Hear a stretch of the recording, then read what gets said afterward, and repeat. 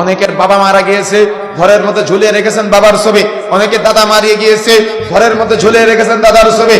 বিভিন্ন জায়গায় স্মৃতিসৌধের পূজা করেন, শহীদ মিনারের পূজা করেন, বিভিন্ন জায়গায় কবর পূজা, মাজার পূজা, খানকা পূজা, পীর পূজার সাথে সাথে আমাদের সমাজের মানুষ দেখবেন ওই 21শে ফেব্রুয়ারির দিন, 16ই ডিসেম্বরের দিন বা বিভিন্ন দিন স্মৃতিসৌধের পূজা করে, শহীদ মিনারের পূজা করে।